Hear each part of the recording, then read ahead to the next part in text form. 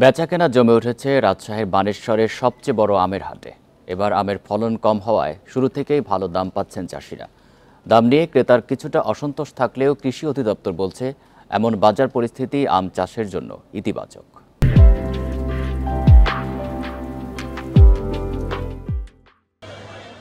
ভোর হতে না হতে দূর দূরান্ত থেকে ছুটে আসছে ঝুড়ি ভর্তি আম। ক্রেতা বিক্রেতাদের হাকডাকে মুখরিত রাজশাহী বানেশ্বরের সবচেয়ে বড় আমের হাট। উঠেছে লক্ষণভোগ, গোপালভোগ, খেরসাপাত, গুটি জাতের আম। পণ্য পরিবহন সহ সার্বিক সুবিধা থাকায় বেশ ক্রেতা হচ্ছে বানেশ্বর হাটে। গুটি জাতের আমের মন বিক্রি হচ্ছে 1500 থেকে 2000 টাকায়।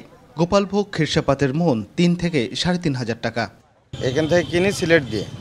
এবারকার আমের দাম খুব বেশি, খুবই বেশি। এই আমগুলো গত বছরে 1500 টাকা পাইছি, এবার ওটা 3500 টাকা মন। গতবার এই সময় গোপালভোগ কিনেছিলাম 2000 টাকা মন, আজকে এখন কিনলাম 3500 টাকা মন। এবার আমের উৎপাদন কম হওয়ায় শুরুতেই দাম বেশ চড়া বলছেন ব্যবসায়ীরা। 5-7 দিন ফুল দামে চলবে, চলার পরে আপনার আমের রাজা ন্যাংরা চলে আসবে, তারপরে আসবে হচ্ছে আমরুপালি। আমরা 90% আম বিক্রি করে যে টাকাটা পাইছি, এবার 45% আম বিক্রি করে আমরা সেই টাকাটাই পাবো। কৃষি সম্প্রসারণ অধিদপ্তর বলছে গত 2 বছর আমের দাম না পেলেও এবার ভালো দাম পাচ্ছেন চাষিরা। গতবারে ইনিশিয়াল স্টেজে যে অবস্থায় শুরু হয়েছে, এবছর দামটা কৃষকটা অনেকটা আশাবাদী আর কি, অনেকটাই সন্তোষজনক।